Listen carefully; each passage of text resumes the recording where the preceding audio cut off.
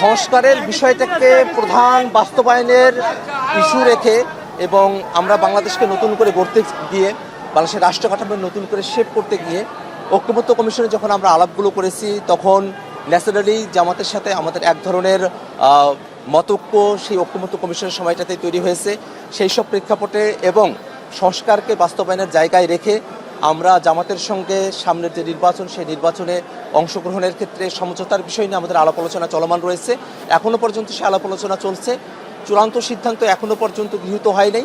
চূড়ান্ত সিদ্ধান্ত গৃহীত হলে পরে আমরা আপনাদেরকে বিস্তারিত জানাতে পারবো। আর জাতীয় নাগরিক পার্টি বা নাগরিক কমিটি হওয়ার সময়কালের এই সময়টাতেই অনেকেই আমাদের দলে অন্তর্ভুক্ত হয়েছেন, হয়তো অনেকে পদত্যাগও করেছেন। কিন্তু এটা একটা রাজনৈতিক দলের বিকাশের ক্ষেত্রেই পদত্যাগ বা যোগদান করা এটা খুবই স্বাভাবিক একটা ঘটনা প্রবাহ।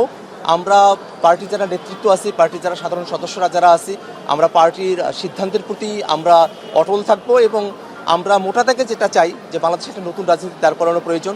আমরা যারা এই বাংলাদেশে নতুন রাজনীতিকে আমরা দাঁড় করানোর চেষ্টার মধ্যে দিয়ে সংগ্রামে অবতীর্ণ হয়েছি, আমরা সকলে ঐক্যবদ্ধ থেকে আমাদের চেষ্টাকে সফল করবো ইনশাআল্লাহ।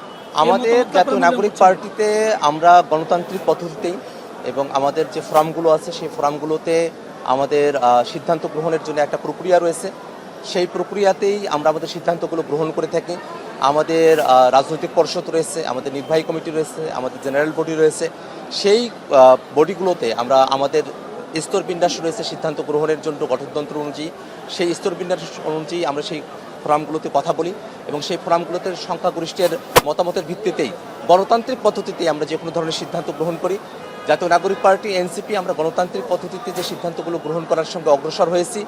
যদি কারো কোনো ভিন্নমত থাকে সেটাকেও আমরা সম্মান জানাই এবং আমরা মনে করি যে এই ভিন্নমত এই পার্টির যে গণতন্ত্রের চর্চা, এই সমস্ত কিছুর চর্চার মধ্য দিয়ে জাতীয় নাগরিক পার্টি সামনের বাংলাদেশে নেতৃত্বের জায়গায় আসীন হবে।